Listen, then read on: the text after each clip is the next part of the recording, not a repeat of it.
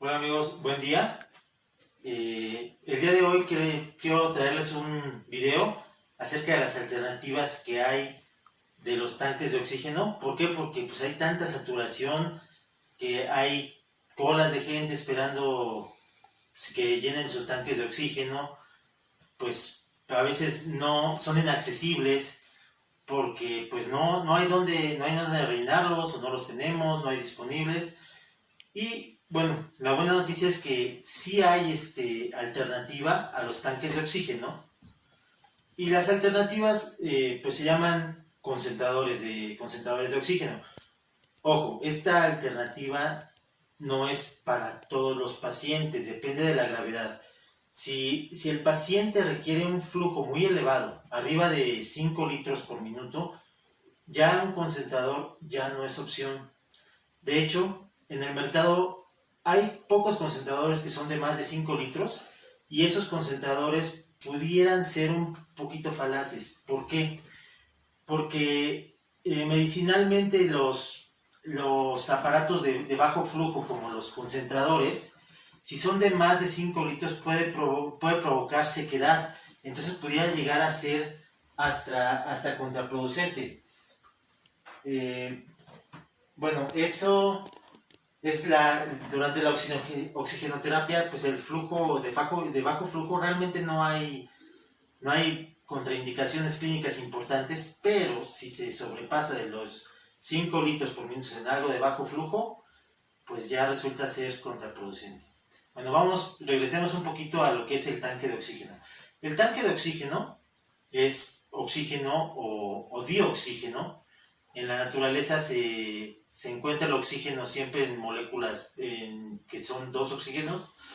Y bueno, esto se obtiene del aire. El aire se comprime a tal grado que se licúa cuando ya se hizo líquido, ya cambió de estado. Entonces lo llevan a temperaturas bajísimas, de 183 grados bajo cero, y después, por un proceso que se llama un proceso de destilación fraccionada, lo que hacen es separar los componentes, ¿no? Separan el nitrógeno del oxígeno. Porque, bueno, el aire está compuesto en términos generales de un 78% de nitrógeno, un 21% de oxígeno, y el 1% restante son gases inertes en general: helio, neón, argón, todos estos. Entonces, así es como se obtiene el oxígeno. El oxígeno, cuando es de una saturación tal de casi el 100%, porque los tanques de oxígeno tienen tienen una concentración de oxígeno del 93%, más o menos 3%, y bueno, el oxígeno puro puede llegar a ser contraproducente también en los pacientes con una exposición de más de 24 horas. Puede provocar pues daños neurológicos. Por eso se recomienda en general que el oxígeno no se administre constantemente, ¿no? Ahora entramos cuando el paciente no está tan grave que va a usar un concentrador de oxígeno. Erróneamente a veces dicen el generador de oxígeno. Erróneamente, digo, no es con ninguna mala intención, yo creo que de la gente, pero el oxígeno no se genera, el oxígeno ya existe en la naturaleza. El oxígeno únicamente se concentra. Y existen dos tipos de gases: el oxígeno medicinal y el aire medicinal. Ambos se ocupan médicamente. El concentrador de oxígeno, estamos hablando de aire medicinal. ¿Qué es aire medicinal? Es aire de la atmósfera que está filtrado, un poco filtrado, y se humidifica. Se concentra el oxígeno. ¿Por qué se concentra el oxígeno? Pues es muy sencillo. Es un sistema de compresión que lo va a meter a presión, y es en donde entra 1 litro, suponiendo. Entonces estamos hablando que es 1 litro de oxígeno. Vamos a por ponerlo en términos muy sencillos, que pese 1, ¿no? 1 litro de aire. Eso no es cierto, pero para ponerlo en términos muy sencillos. Pero pues el aire pues es un gas. Entonces ahora lo metes a presión y metes 2 en el mismo espacio.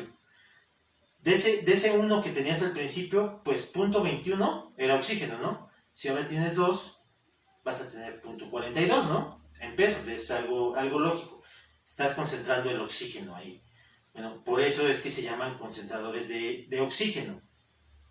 Y bueno, estos se pueden utilizar en los pacientes que les digo que tienen molestias de afecciones pulmonares de leves a moderadas por neumonía. Otra de las cosas que se recomienda mucho médicamente es la inhaloterapia, que es las nebulizaciones. Ambas, yo tuve COVID y ambas me enviaron en el médico de diferentes formas. Y las nebulizaciones, pues es un aparatito que igual funciona por compresión, y ese aparatito lo que hace es, mediante forza el paso de aire, lo forza junto con un líquido y hace que el líquido se pulverice, ¿no? Y entre a los pulmones. Lo que más se recomienda en esta pandemia para los pacientes de COVID es algo como el salbutamol, comercialmente conocido como Ventolin, o el Pulmicort. Eso es lo que están recomendando mucho los médicos. Pero las nebulizaciones son muy buenas, incluso para pacientes, muchos pediátricos, gente ya de la tercera edad, cuando hay mucosidad, pues se gripa, lo que sea, y es muy recomendable, o sea, todos deberíamos de tener uno.